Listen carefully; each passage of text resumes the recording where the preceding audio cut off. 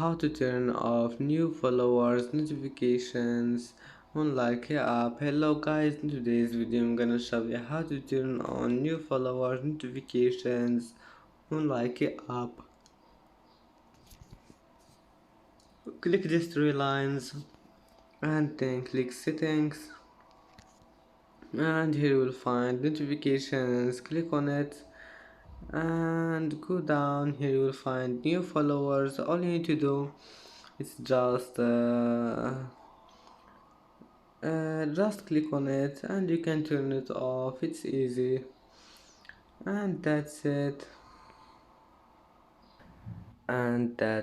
for today's video. If you like this video, please don't forget like and don't forget subscribe, and thank you for watching this video until the end, and see you in the next video.